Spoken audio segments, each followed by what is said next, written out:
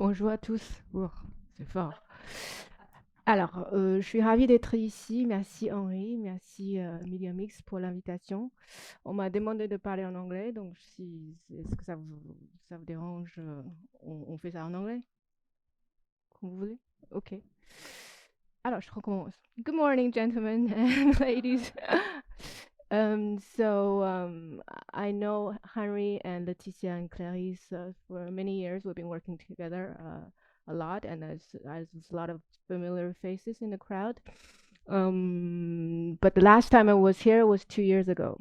You know what happened in between these 2 years, COVID. A lot of things happened. We have new babies, we have a lot of new business, and especially nothing changes as fast as the Chinese market.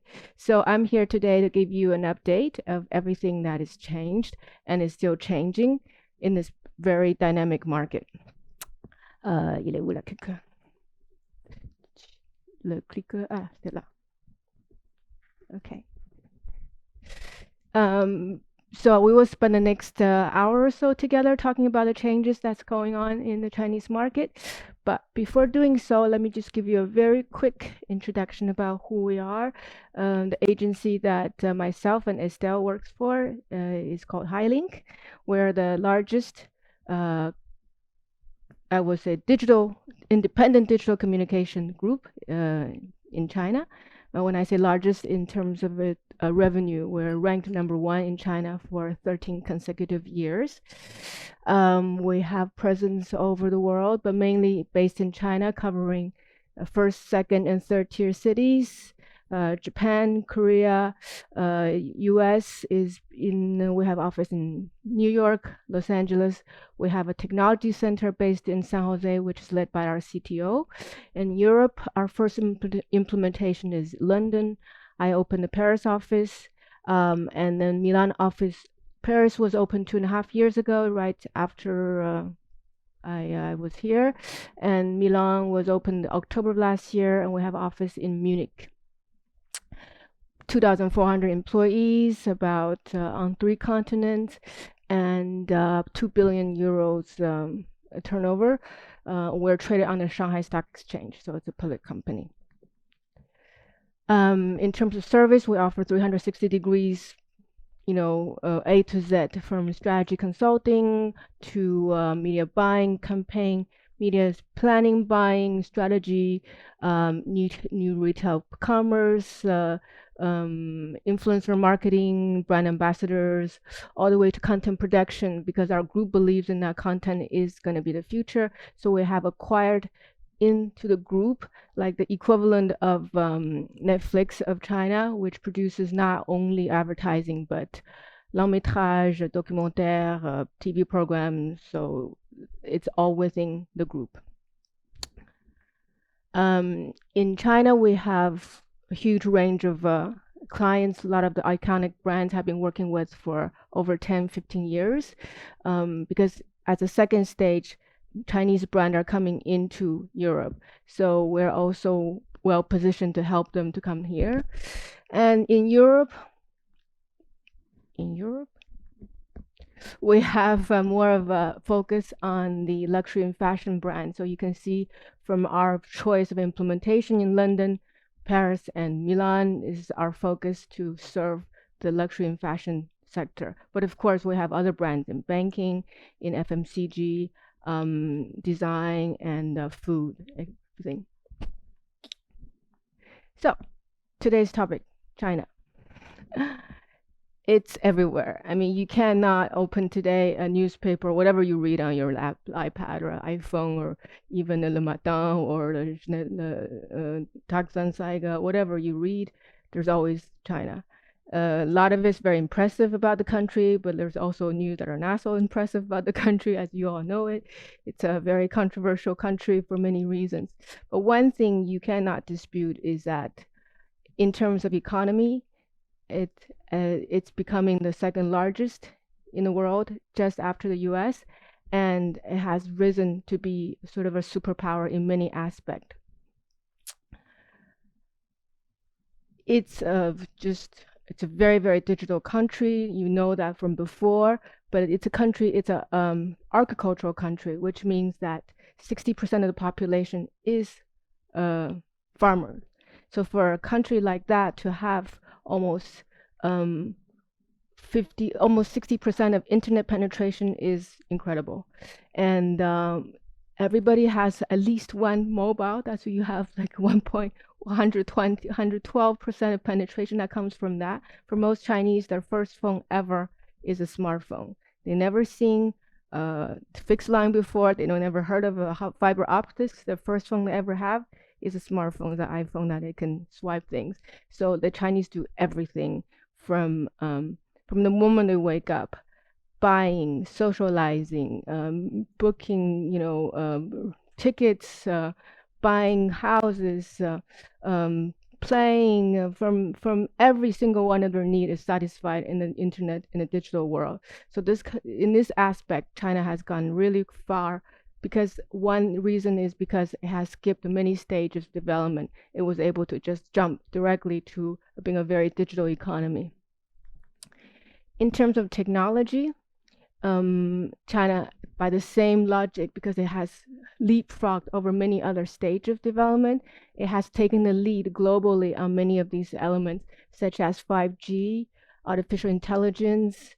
In the middle, what you see here is facial recognition. Of course, technology itself is not, wow, but it's been completely adapted in every aspect of Chinese life, from going to a supermarket, being recognized. You don't even need wallets anymore. You don't need credit cards. You go into the supermarket because you're being recognized.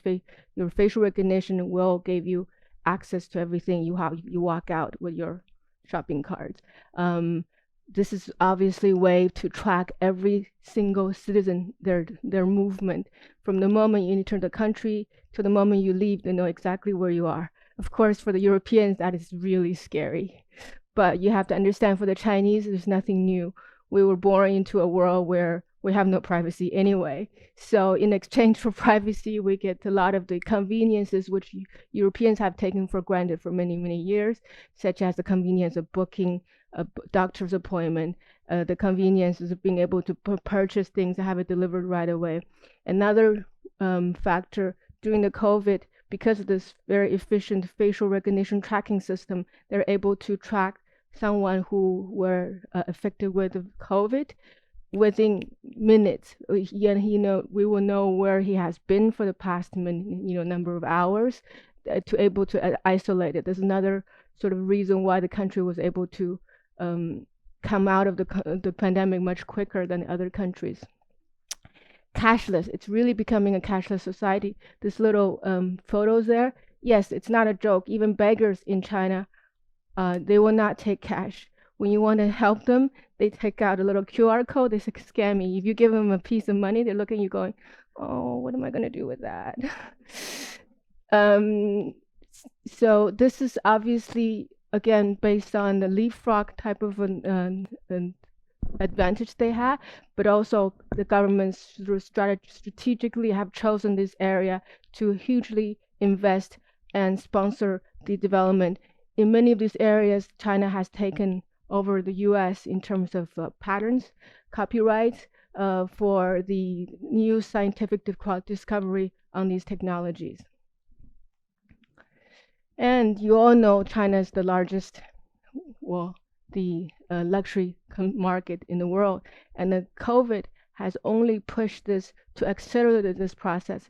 Previously, the consultancy like McKinsey, BCG have predicted by 2025, it will be about 35 to 40% of the world's global luxury spend by Chinese.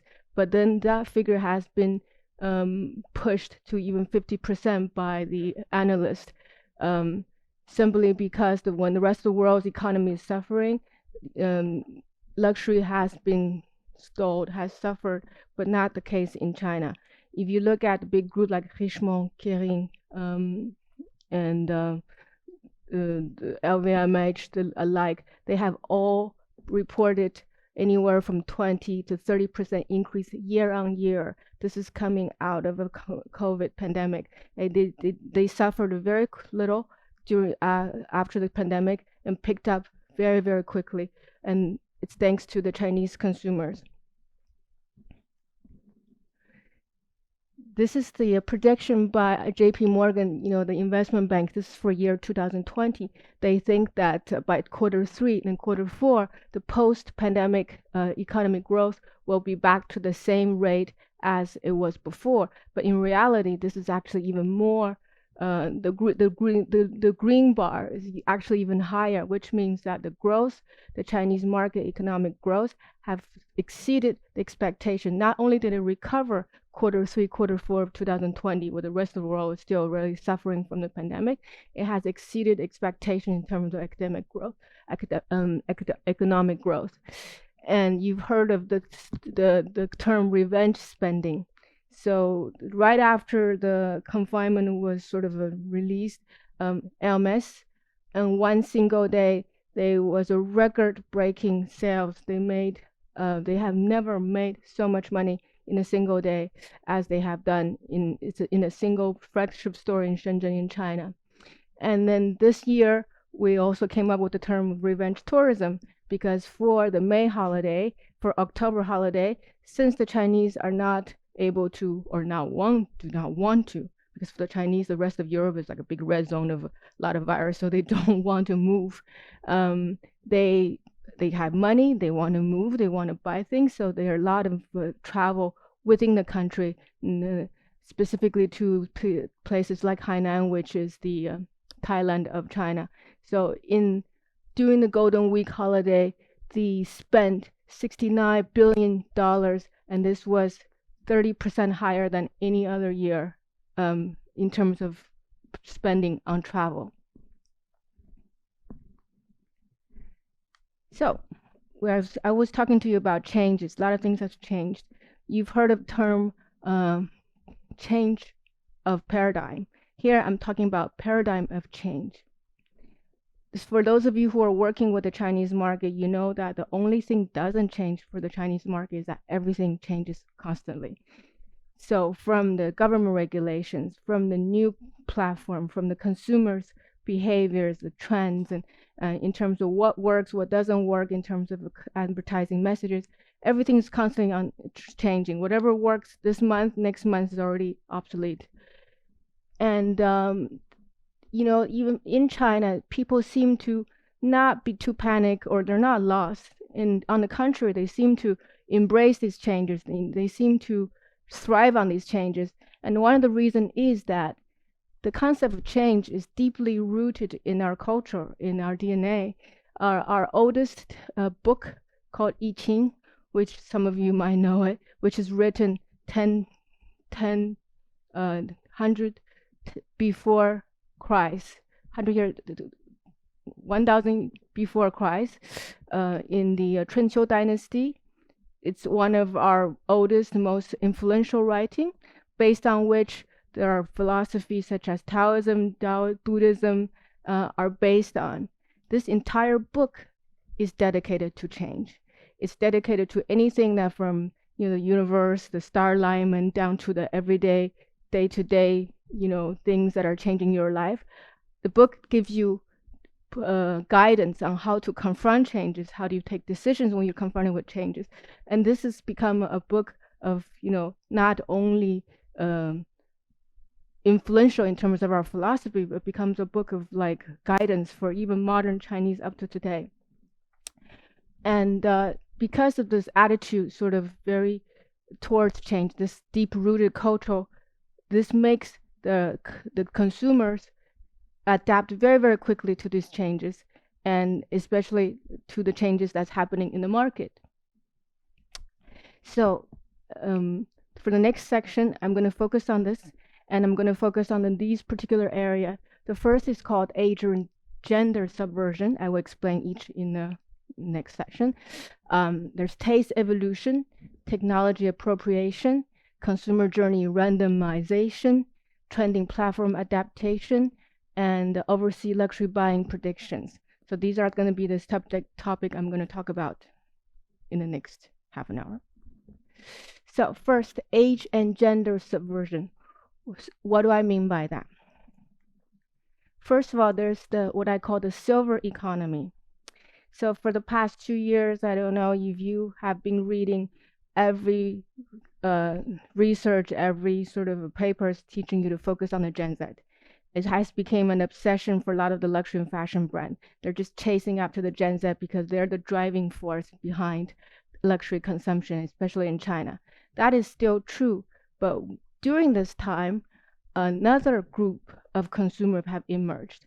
This is what I call the silver economy. These are people between 55 to almost up to 70, 75 years old.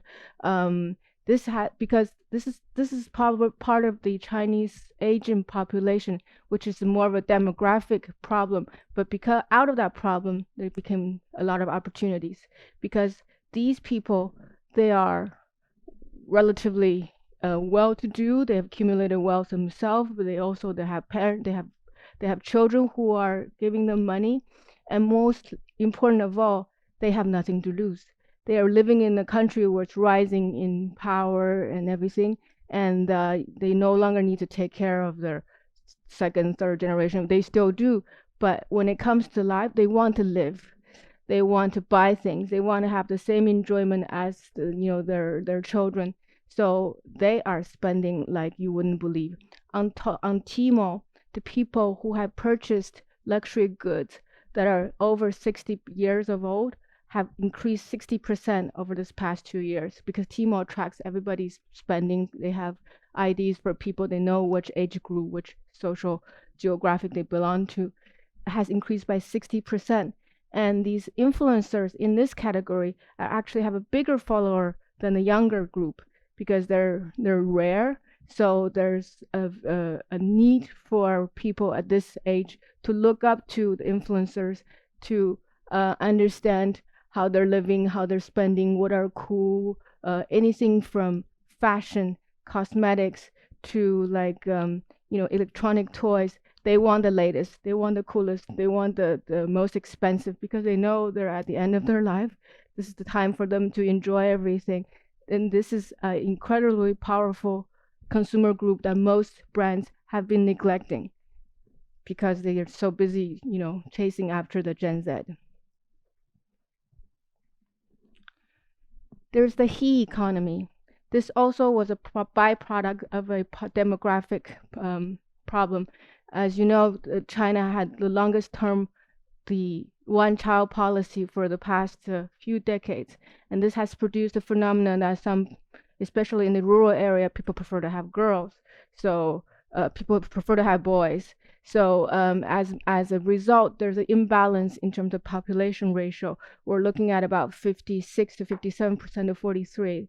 I mean, this is quite, for a country of that size, that's a big imbalance. As a result, you have these men who are, they are a bigger part of the population, but you have no brands that's addressing them. Most of the luxury fashion brands are chasing after the female consumers. Their products, their communication strategy are only focused on, seducing this segment. Then you have these male who are also very successful, who have made their fortunes, and in terms of their categories, rather limited. There's cars, watches, and that's about it. Early this year, the government issued a directive. If you recall, 2 years ago, I talked to you about the young fresh meat, these very feminized male idol who have been used by all the luxury goods brands, Gucci, Cartier, Bulgari. They all used these feminized, but they're not gay, okay? They just have a very feminized sort of appearance and the way to package. And government issued a directive saying that enough of that. We don't want that to be idols for the rest of the population. So they're having a crackdown on the definition of what masculinity should be. And as a result, sort of the whole image is shifting back to normal looking man, except there's not enough products or communication to cater to this normal male group. What are the categories? Clothing, grooming, fragrances. Well, I'm talking about even cosmetics. These men wanted to take care of themselves. They don't want to look old or wrinkled. They're not gay again. They just want to pamper themselves. So there's a huge need for cosmetics, for skincare. There's a huge void in that area. Of course, sneakers, watches, those are the usual suspect. But jewelries, there's very little high-end jewelry that cater to the male population. So all of these areas left a very big void for some of the brands who are a bit more waking up to jump in and fulfill this opportunity. Live stream. 2 years ago when I talked to you about live stream, it was sort of upcoming, it was sort of trending, it was sort of like the new thing. Today it has become the de facto channel for sell anything, anywhere from pots and pans and diapers, all the way to cars and things like that. And in this, it's a 16 billion US dollar market, and has grown over the past 2 years. I think about 80% from year to year in terms of the total revenue. And in this particular sector, there's the role reversal. We have on the left, these two are the kings and queens of live stream. They are the 11/11 is coming up, the single day is coming up. You will see that they will break records. The gentleman on the left, his name is Austin Lee. He is known to sell lipsticks.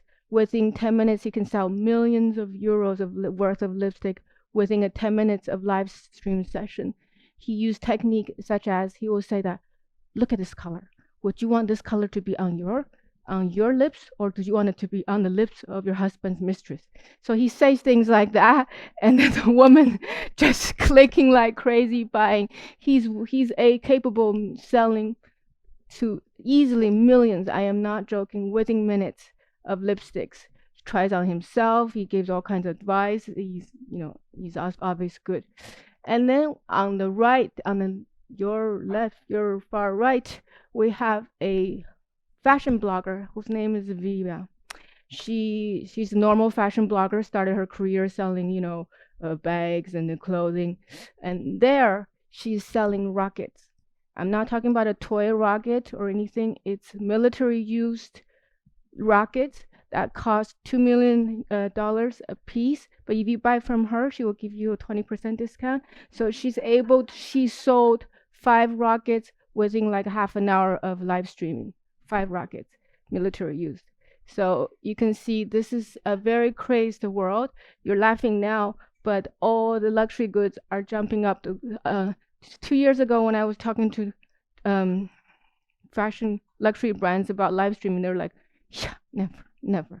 Because they feel that it's just so not premium, it's just so below them. But right now they're all asking me, so when can we do it? Can we do it for next month? This has become really the de facto most influential, most effective ways to sell anything. The next section is about taste evolution. Again, now we're coming back to the Gen Z, the younger generation. 国潮 stands for China cool. Because these youth, they have been growing up in a China that is rising in power, there's this natural sort of a feeling of a patriotism. This is not a result of government propaganda at all. This is very natural, very authentic. It's a sense of pride, sense of achievement for their own country, for the patrie, and this has translated into their initially it was just a preference, and now has become an obsession. Anything that has a Chinese style that reminds them of their rich heritage. I'm not talking about just red and dragon, things like that. It's about leveraging the elements from Chinese paintings, art crafts, watercolor art, anything that you could sort of trace back to the history of Chinese culture, that they love when brands integrate some of the elements into their design. And of course, they prefer the local brands who master their art much better. Again, this does not mean that for Chinese New Year, all the brands just come out with a red dragon cover. It has to be much more studied. It has to be much more sophisticated. They appreciate it when the brands do their homework, actually dig into the history, dig into the culture, and really understand the essence of the elements they're taking from the Chinese culture. So again, this is not an easy undertaking. Doesn't mean that if you do a red dragon, you will win their heart. You have to really pay attention to where it comes from, where the inspiration comes from, to win their, not just their heart, but their wallet.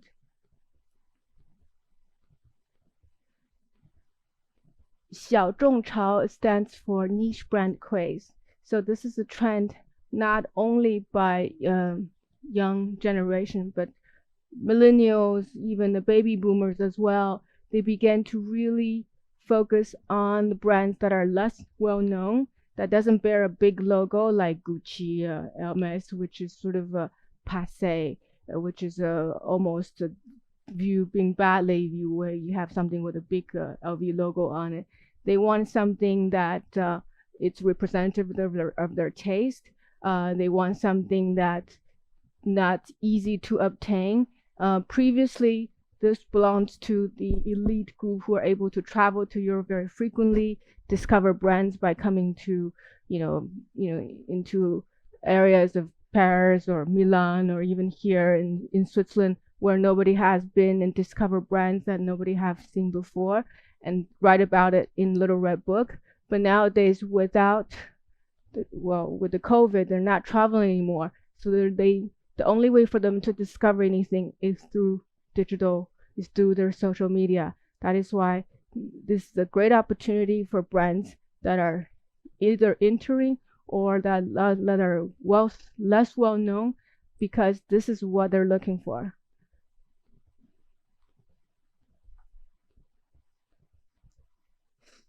Technology appropriation. What I mean by that, you've seen previously that a lot of the technology China government have strategically decided to invest heavily to support the growth, including artificial intelligence and things like that.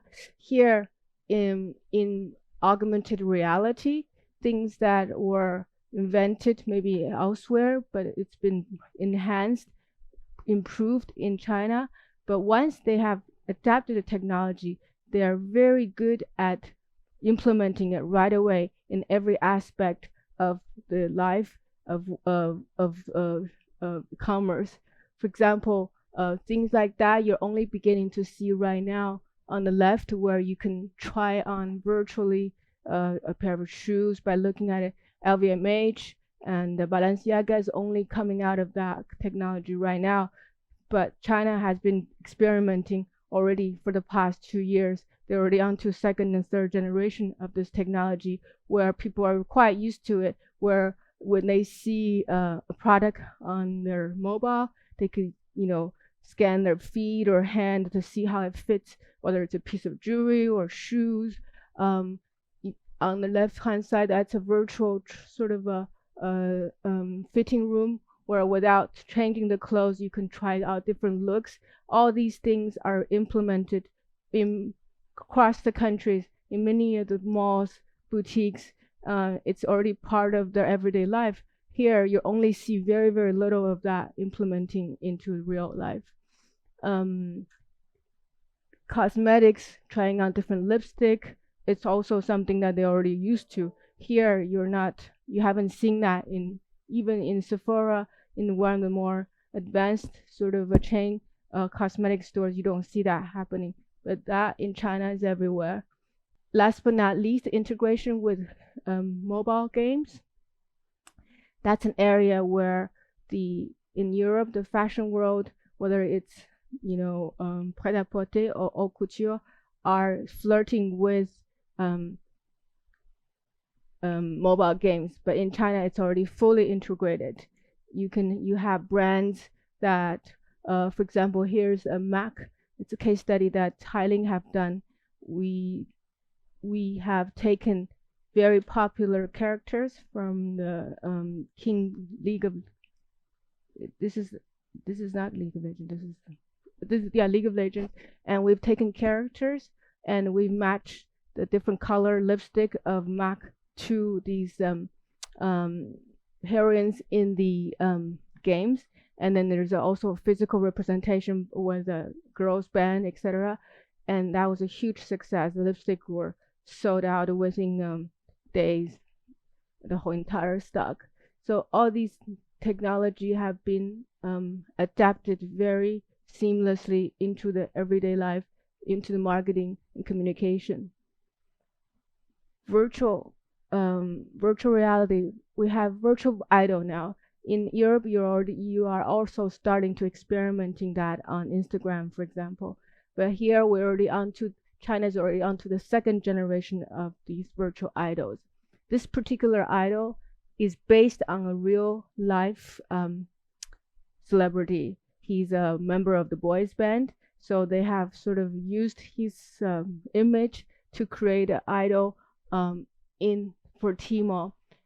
The nice thing about this idol is that you could create your own avatar, and with your avatar, you can go shopping with the guy. He will take you on a day of, in the countryside. He will take you on a day of shopping in the mall. But of course, you're the one who's spending the money. So you can imagine the power of something like that, of a virtual idol. What are the upcoming trends for the virtual idol, virtual KOL world? First of all, it breaks because of COVID. Even if you're fans of a real life idol, you cannot travel to Shanghai or Beijing or wherever he's having concert to see him. But with the virtual idol, there's no geographic limitations. You could follow him anywhere, and he or she or it could be one day doing a concert in Shanghai, next day doing a TV show in Guangzhou. So there's no more geographic limitation for following an idol. And because using artificial intelligence, these virtual idols are becoming much more lively. They have emotions, they get jealous, they get angry.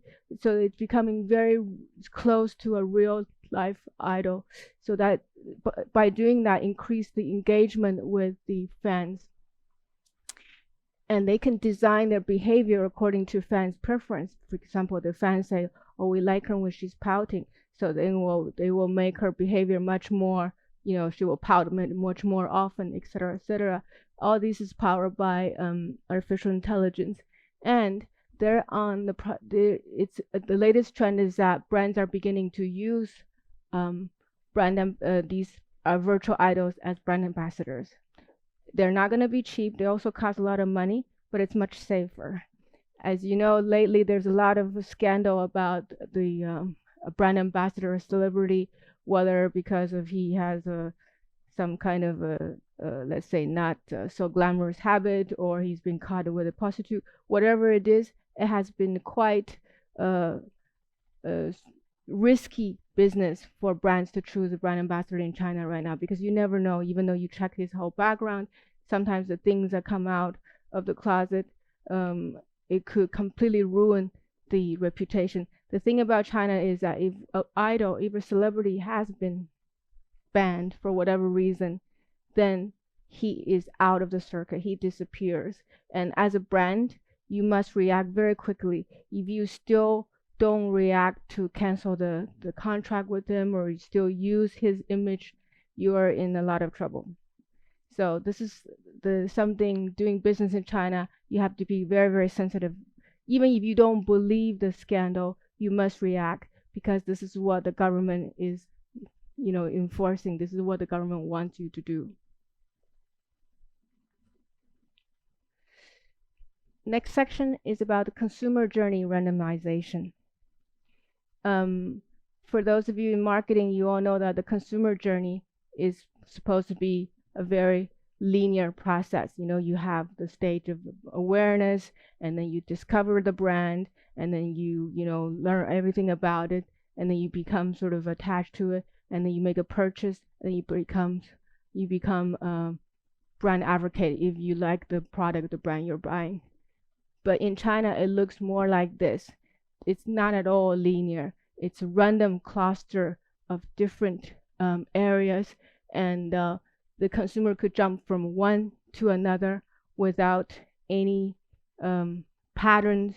They could discover the product on one platform and immediately purchase it, or sometimes they will purchase the product without understanding anything and afterward doing the research. We think that this section is actually worth for us to dig a bit deeper. So I will let my colleague Estelle to drill down into this section and give you some examples so for you to understand how this dynamic works in the Chinese market.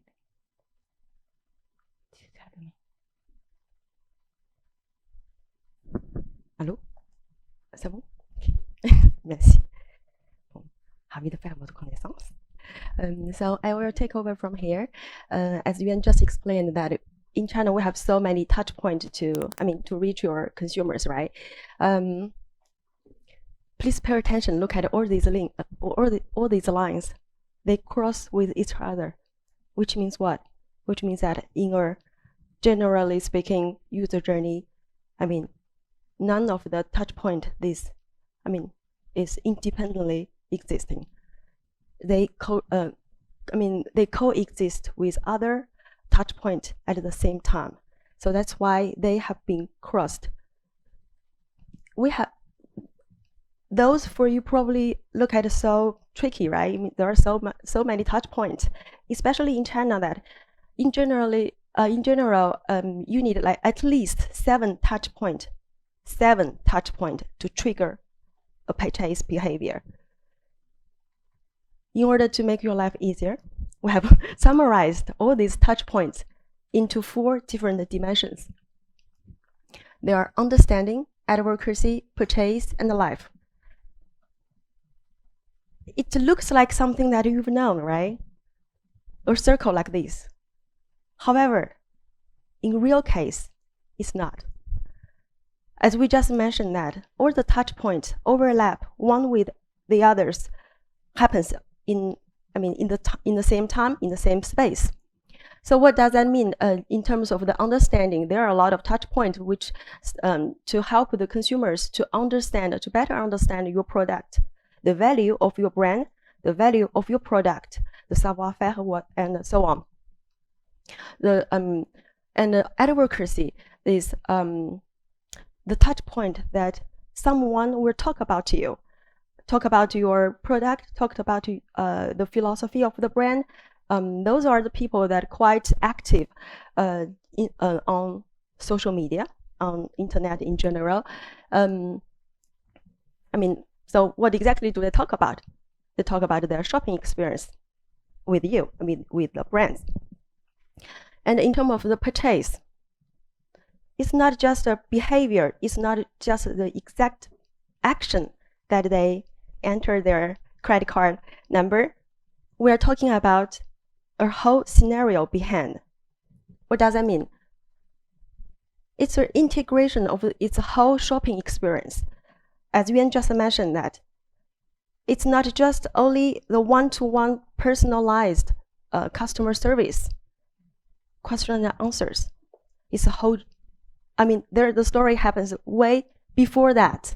There could be the AR testing to try on, or some digital games that, get you into this game and get into, this brand. They would like to know you more, they would like to buy your product, etc. How about the life? Those touch points are quite real. That happens in your daily life. For example, you go to the museum to see the offline exposition organized by the brand. For example, Cartier, it has their own foundation in Paris, and there's a lot, and it welcomes a lot of contemporary designers or artists to expose in their foundation. And for luxury brands, having some high-end, I would say, really fantastic brand events is quite normal, right? And for a lot of consumers that part of that life, they participate in these VIP in VIP events. So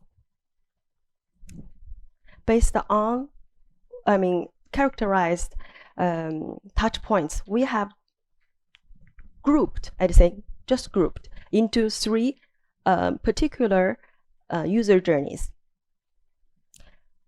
I go back to what I just said. For each user journey, there are, the 4 dimensions of a touch point. They will, in each user journey, actually, although there are 3 different types, however, in each user journey, the 4 dimensions intervene one with the others. It's quite conceptual, but you will get through that. No worries. So very first one, brand understanding. We'll start from here. Brand understanding. If you, just by its name, you probably can figure it out. In the 4 dimensions that we have just mentioned about, the first part will be, the first part of the touch point linked to understand will play a bigger role than the other 3 dimensions, right? Exactly. This part, actually, the consumers, they have the contact with the brand online and offline in their daily life. So I see the publicity, I see the ads on my phone. I go to the store, I go to the brand events, etc. They get into in contact with the brand at a daily basis. So they know the brand very well. They don't have any fear about this brand, and they trust this brand. And there's one thing very, particular of this user journey is they are quite efficiency oriented. They are looking for something really adapted to themselves. Customized service is the key to trigger the purchase.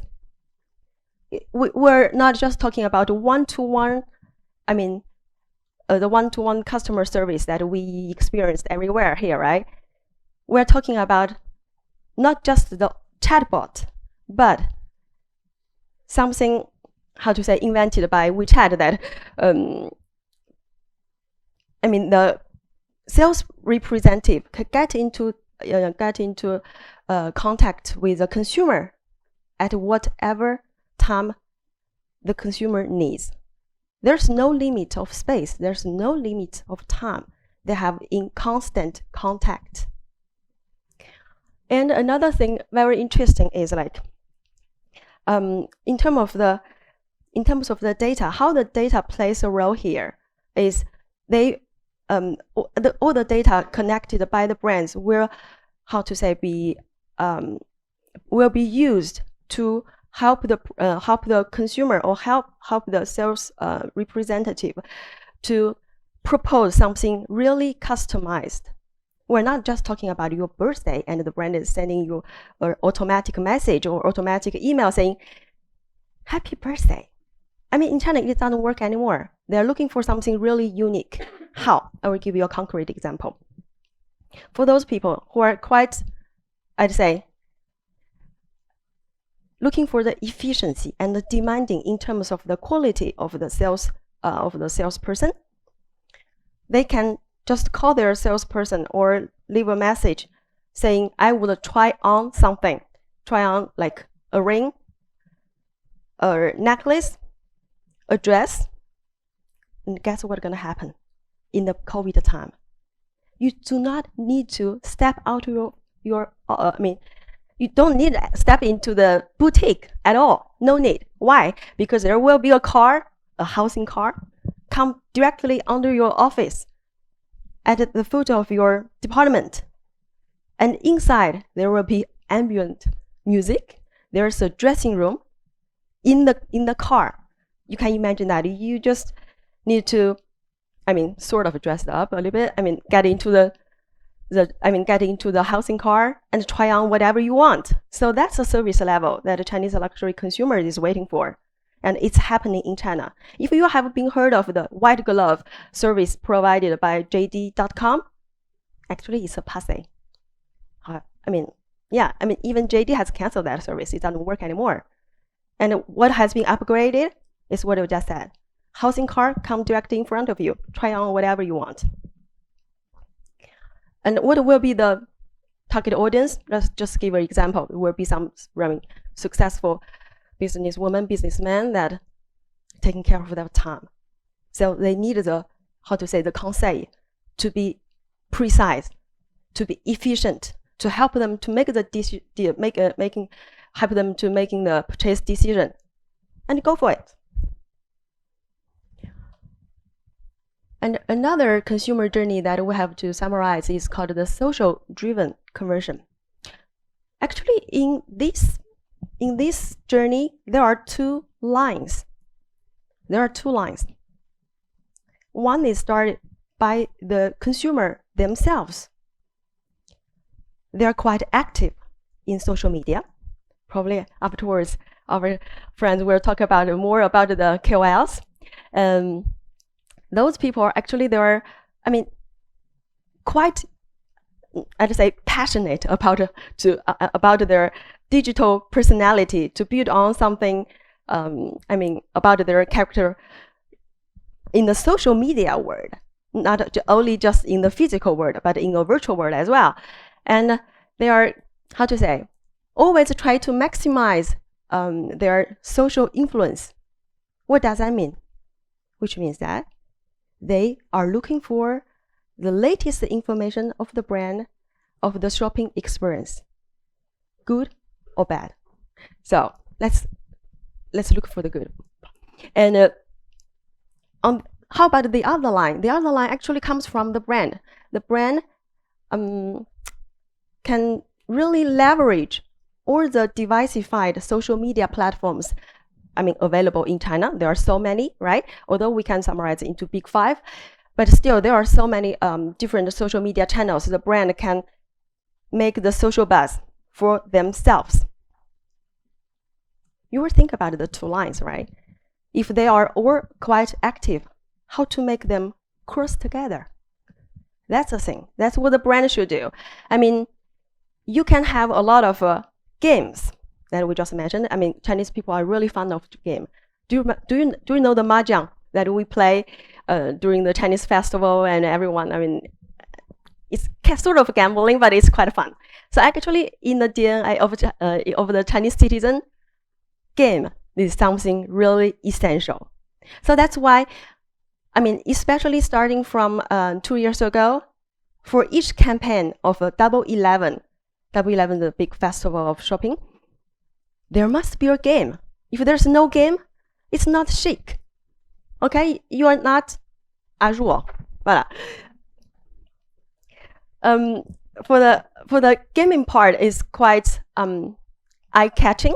However, you may also collaborate with the celebrities to have the celebrities to communicate for you, and especially to leverage their influence to, if of course the celebrity is your brand ambassador or your invité of a big event, then the celebrity can help you as well on this issue. They can provide some limited edition to as a prize for game again. So that's how the two lines can create a synergy together, can cross together. For this consumer group, actually, you can almost imagine that those are the young people, right?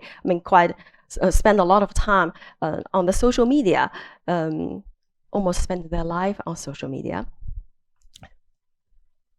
and they are really influential, and not only just themselves, the friends around them, are eager to discover the brand universe and eager to spend money on the brand.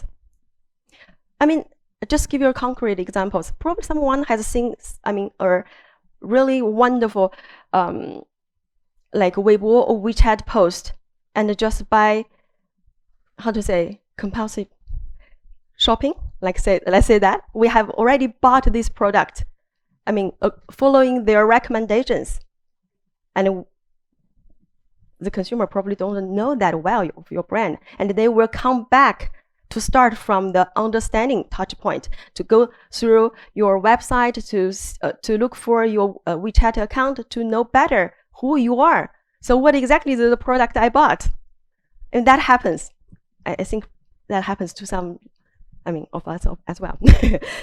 Okay, let's go to the third one. The third one, actually, I'd say for the happy few. Yeah. Now it's almost the second generation of the Chinese rich people who are occupy the Chinese luxury market. The young people, of course, but don't forget that there are a lot of successful Chinese men or women. They have established well a solid career, and they have time, they have money, they love art, and they would like to spend time and money on that. They're a big fan for art de vivre. I think for many luxury brands, that's very important, right? Those people, those happy few, they have very, they have very important traits. They really integrate the brand lifestyle into their own lifestyle. And we're not talking about that they have to buy a lot of luxury to decorate themselves. However, they respect and accept the philosophy and the lifestyle proposed by the brand. And there's one thing very important is like they would like to follow their follow the heart, follow the conseil from the brand. So that's why for those type of people that compulsory shopping, yes, it happens, but most of the time they follow their heart. So as long as the storytelling told by the sales representative is concrete enough, is touching enough, they will buy without hesitancy. Now we're going to talk about some trendy things on the platforms, on the digital platforms. The first one is WeChat. Does everyone has a WeChat account? May I ask this question, if you don't mind? Okay. If you live in China and you do not have a WeChat account, your life will be really hard. As Yuan just mentioned, that WeChat is something like, penetrate into a normal Chinese citizen's life in, fully integrated. You can buy whatever you want, order whatever you want from WeChat. So you cannot live without it. And if you do not have any connaissance about the WeChat, then we might just talk about the short videos. Have you ever, around you and and how about in your family? Someone has already downloaded TikTok? Sort of? Yes, great. So in China, the same version will be called Douyin. It's a short video mobile app, right? Douyin / TikTok had such a huge success in the world, which makes our Tencent giant quite jealous. So that's why they proposed something integrated into their own platform. Give it a name, WeChat channel. Why it's a channel? Because that's your own channel to publish your own video without a time limit. You can publish whatever. You can publish a lot of videos as long as you have it. So you may publish it. And in terms of, as long as it's not like 1 hour video, the platform can accept. So for this part, I think no need to mention how short video has been popular in our daily life, right? I think everyone preferred to see a short video instead of static photos. Like all the people, like all the young people. So, yeah. The short video actually on one side is the content is quite fun. It's more interesting, and it helps the brand to recruit new followers, right? But there's a serious question about that. Is like a lot of clients ask us, should we open our? I mean, now we have already our WeChat account, official account. Shall we also open a WeChat channel? And the very first question that I ask them is, how many deposits do you have in terms of video? If you open one WeChat channel, yes, it's okay to open it, right? It wouldn't be that hard. However, how will you feed this account? If you do not have enough videos in your communication plan or in your creative plan, I mean, I don't know how you're gonna make that happen. So before you have enough video, I mean, no need to think about the WeChat channel. And I mean, since it really necessitates a lot of investment, so that's why only the big brands who are investing on that. Makes sense, right? Another platform that we would like to talk about is Bilibili. Yeah, the name is quite weird, right? Read after me. Bilibili, Bilibili, Bilibili, Bilibili.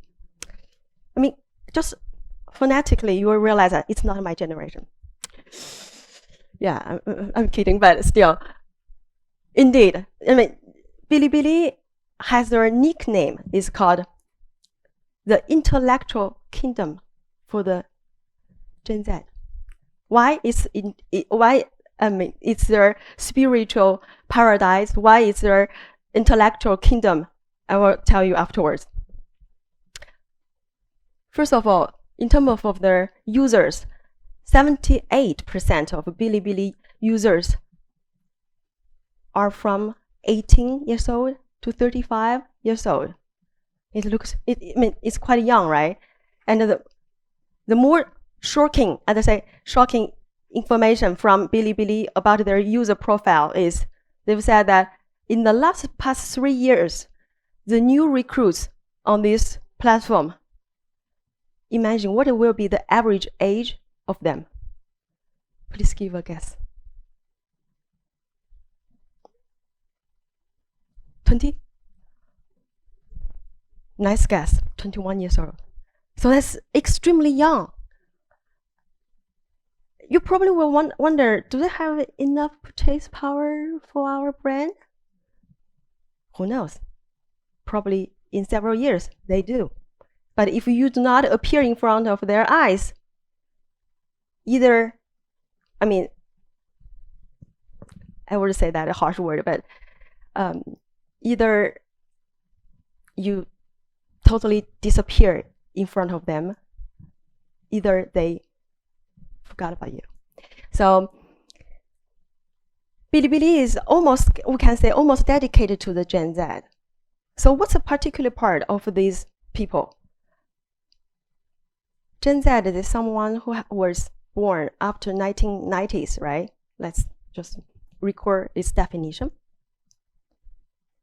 In China, 1990, China is having an economic boom.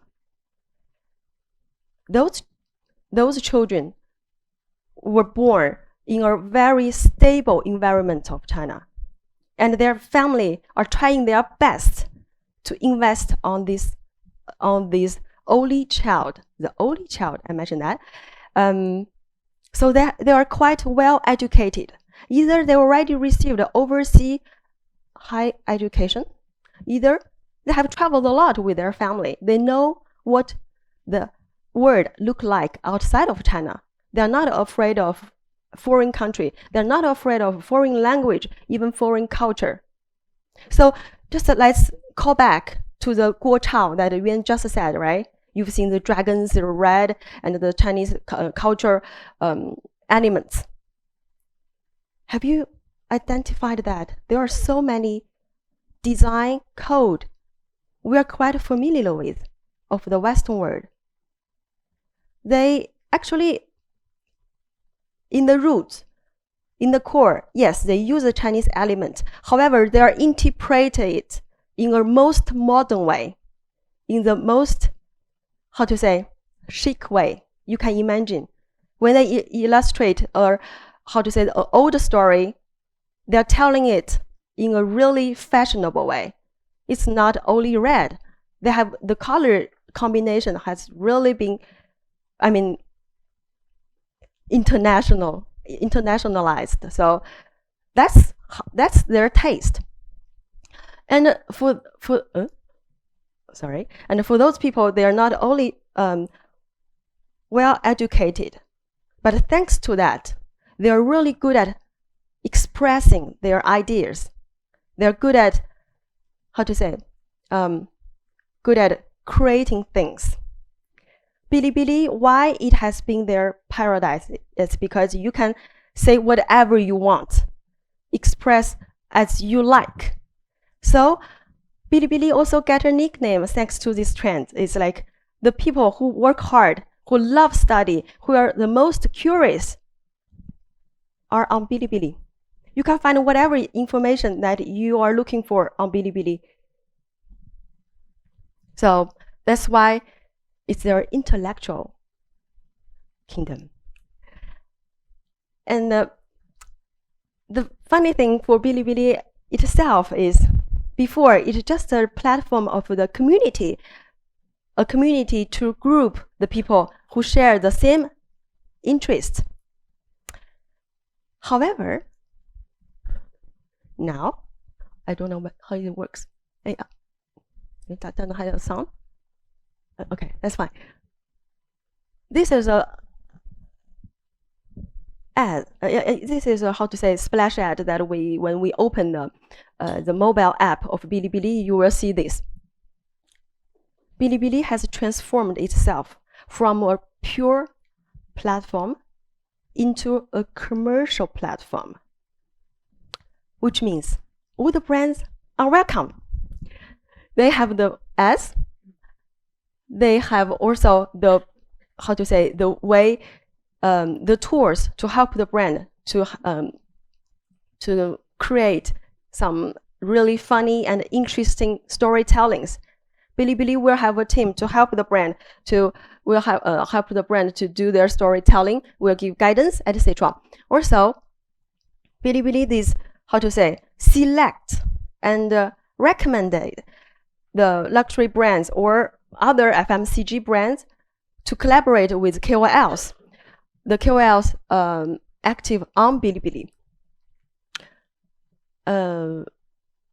Let me quickly go through this case study, which is quite fun. You see, this is a cartoon character, right? However, it's the virtual ambassador that Yuan just mentioned, the virtual ambassador used by Dove, the chocolate brand. Dove has been, how to say, the dream for my generation. It's so delicious. And now, with a lot of competitions coming to China, Dove has to, I mean, how to say, keep its place and try its best to be relevant with the young people. How it has been done?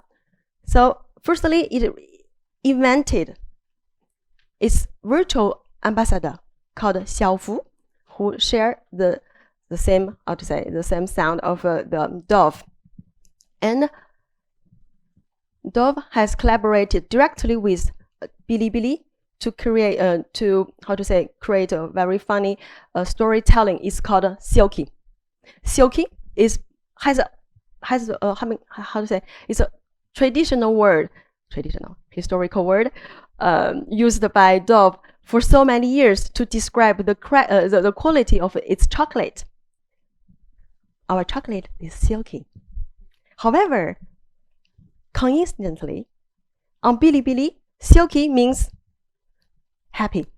So, I mean, if you feel silky, which means that you feel happy, it's a very nice combination, right? And based on this, they have launched a campaign called Silky. Firstly, Dove has mobilized a lot of KOLs, the core target KOLs. So that's the foodie ones, the gastronomy critics, etc.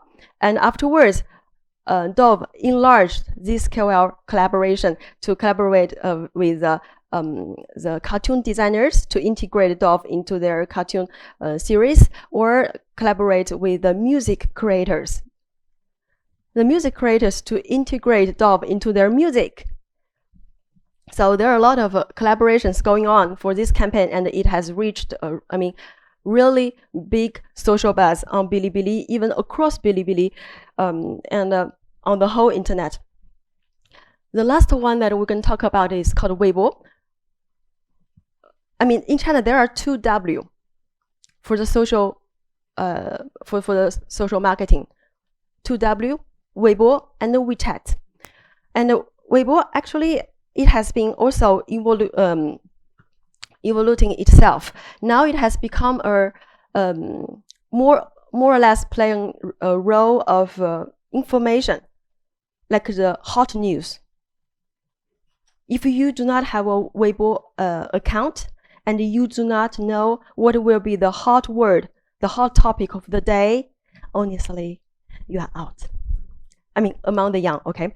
So the people will talk about the hot topics of the day thanks to Weibo. And Weibo is also a great tool to, to help you to establish a relationship thanks to the celebrities' influence. And it's quite nice tool also to promote the IP collaborations. Here we're going to talk about a brand that we know very well, McDonald's. On left, and Meituan is a food delivery platform. They have collaborated together to create such an IP identity. It's called scrambled eggs with tomato. Can you imagine that? Potato cut into slice and mixed with scrambled eggs. Try it. If you've never tried it, and if you've never tasted it, please try it at home. It's a very nice Chinese dish. And this dish has been so, enrooted in Chinese citizens. When this IP collaboration name come out, the Chinese people are so happy about that. Because those associations, by nature, it's not funny, right? You order your McDonald's on Meituan to have it delivered into your house, into your office. It's normal. However, whenever you think about McDonald's, you will think about Meituan. That could be funny. Why? Because scrambled eggs with potato.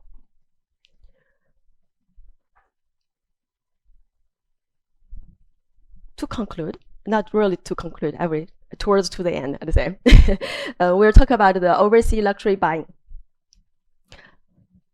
As Henri at the very beginning of this meeting, that we do not know when the Chinese tourists will come back to Europe, right?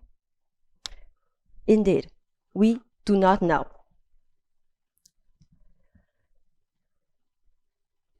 Chinese people also had a vaccination developed by our own institute. However, it doesn't work that well, be honestly. So that's why Chinese government has been saying that if you stay in China, you are safe. Don't worry about that. Just don't go out. So they have put the strict limit on issuing the visa. Unless you have some emergencies, unless you have a family issue to take care of, or you have a business trip, important business trip to make, otherwise you are not allowed to go out. Just think about, and especially just think about the pain that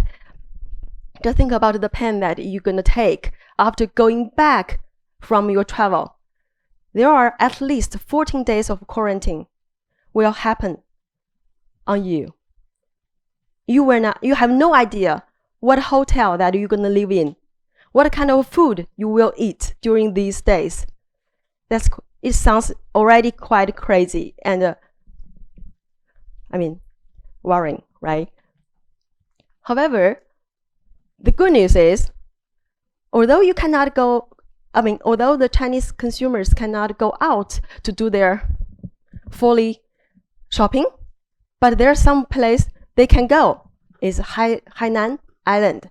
You probably already heard of the Hainan duty-free island, right? That's it. On one side, Chinese government is how to say, is lower down the exportation. There's lower down the importation tax, just to how to say, have the price will be almost similar with foreign countries, I would say, in terms of the price, to make it less expensive.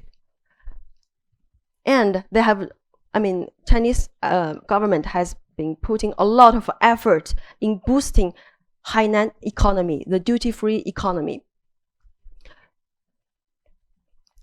For Chinese Spring Festival, they have, how to say, created a record for 130 million euros just in a week for Chinese New Year.